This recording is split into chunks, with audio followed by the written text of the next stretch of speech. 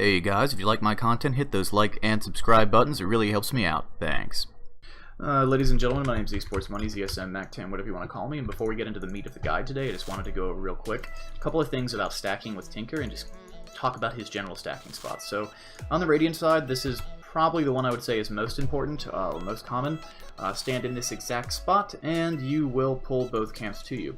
One thing to remember while you're doing this is that if you are lower level doing this, or you're doing this when you're initially jungling, you're going to have to run up here, and ideally you'll have this tree cut down and run behind this tree, or on top of this tree, because then nothing will hit you and everything will run around and continue to take damage from your March of the Machines. If you don't hit any creeps, so you only have to hit one creep with it, because then the rest of them aggro and then they walk towards you. When they walk towards you, they'll be hit by your March of the Machines. But in the event that you don't, in the mid game, walk over and boop them like that because you're worried about the time and efficiency in the mid game. In the early game, you're going to walk over there and Iron Talon them, and I forgot to buy an Iron Talon before I left the base, so that's why I keep clicking on the creep. You can do the same thing with this camp here. This is going to pull both the small camp, or both the medium camp and the hard camp up.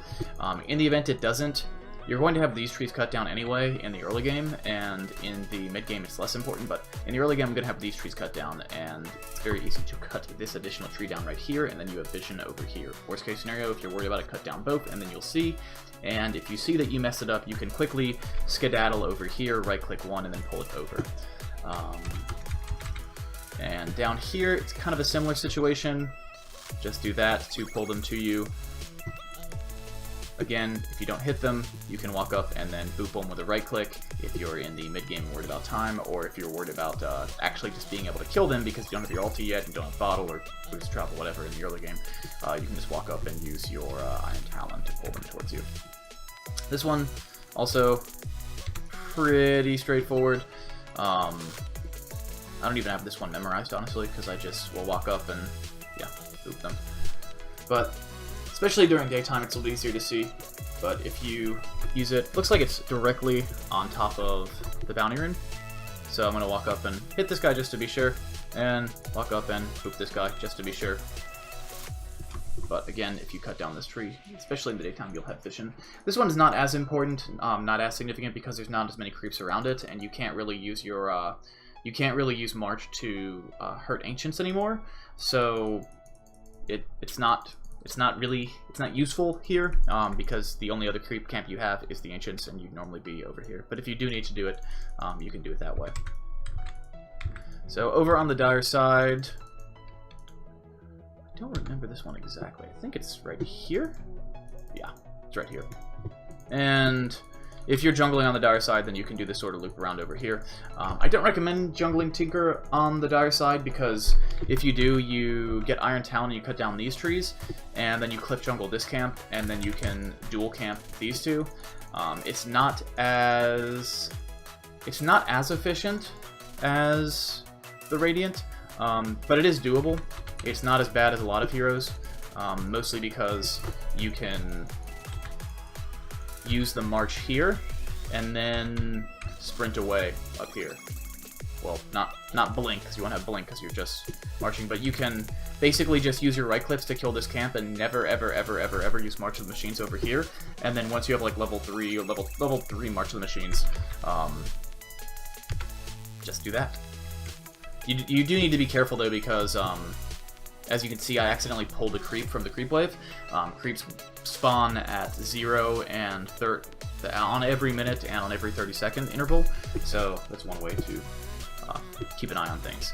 So sorry, this is probably going to make my guide really long, because I haven't even started the guide yet, but these are some...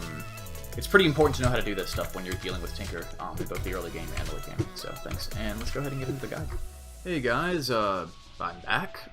If you enjoyed that first section, that sort of new thing that I'm trying, let me know what you think. I know there was a lot of bass. I didn't realize how close the mic was to my keyboard, because that was all recorded live and not really edited, just sort of edited in, like the audio was recorded as I recorded the video. So let me know what you guys think of that. If you think it should go at the end of the video instead of at the start, let me know in the comments, etc. This could be a new format for me. This is also kind of a big deal for me because I try to make my videos as short as possible, because people generally want my videos as short as possible, and I generally get more views if the video is as short as possible. So welcome to the actual guide. to jungling Tinker. So I've ran this guide a few different ways, and well, I've ran the guide a few different times with a few different item goals in mind, and so depending on your item goals, you jungle at slightly different speeds, because let's say if, for example, if an old talisman is in your guide goals, or in my jungling goals, then I'll grab that before I grab my soul ring. And then from there, you'll have to excuse me, my esophagus is a little bit inflamed. It's a long story, but so I may have to pause while speaking. So, if I'm going to get something like a null talisman, then my jungle will get a little bit faster than if I'm getting something like a bottle, because it's going to increase my attack damage and my attack speed ever so slightly. So it will actually increase my jungling speed. Maybe not enough to make a real difference, but over time, especially if it's a longer jungling guide, or I have very large, expensive item goals, it will have an impact. It's one of the reasons I'd really try. I play with bots because a lot of times I'll forget to actually add 150 gold and buy a courier for myself instead of playing in a private lobby.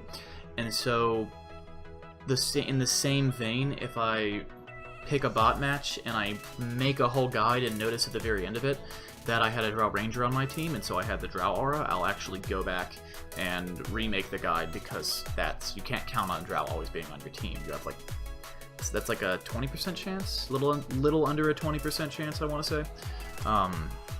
So statistically, anyway. So what we're going to do is we're going to use the jungling farming point for March of the Machines that you guys saw earlier, and we're going to use that to grab both the hard camp and the medium camp here at the same time, and we're going to try to make sure that the medium camp is the one that we always have dead, or the one that we mess up stacking, because if that one is the one that we fall back on as being empty sometimes, then we can still stack the hard camp and the other medium camp, the one closest to the rune, pretty reliably. So we can't stack, but we do AoE damage, and therefore we jungle it down pretty quickly. So basically, the mechanics of this are actually a little bit different from a lot of my jungling guides because of the fact that you're relying on March of the Machines a lot.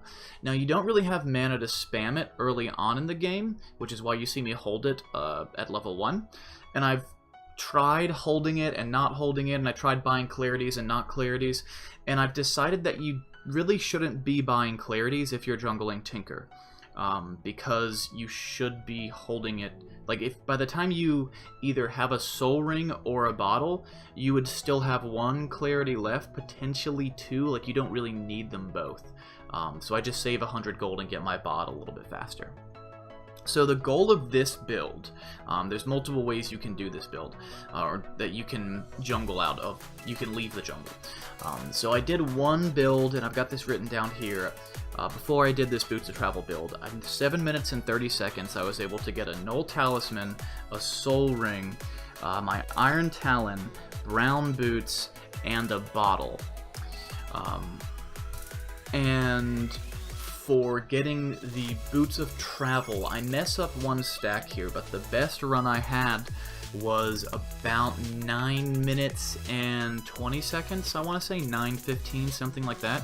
And that also includes getting a bottle and an Iron Talon. So the Iron Talon is not going to be as useful in the mid and late game unless you're against Nature's Prophet, but the bottle you're going to keep for a very, very, very long time.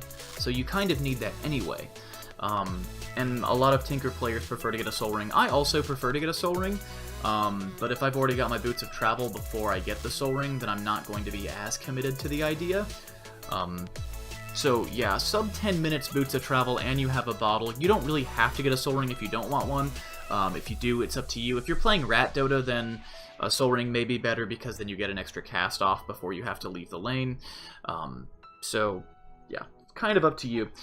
But either way, you want to bounce between the medium camp, between the medium and hard camps as you're seeing here. You want to focus down the small centaurs and the smaller of the 2 Ursas if you have the chance, because they give out a 30% magic aura, 30% magic resist aura. So that's why you'll see me focusing down them instead of their larger equivalents with this guide, as opposed to most of my other guides. Other than that, it's pretty straightforward. Make sure you get every single bounty rune possible, especially after you get your bottle, because it's what's going to give you the mana in the bank to constantly be able to farm creeps, or to basically always have mana for March of the Machines whenever it's off cooldown. The cooldown's also a limiting factor that's kind of nice because it, by default, makes it so you're not as worried about your mana pool. So thank you guys so much for watching. If you like this video, don't forget to hit those like and subscribe buttons. Follow me on Twitter, all that exciting stuff, and I'll be streaming a lot, hopefully soon. And see ya.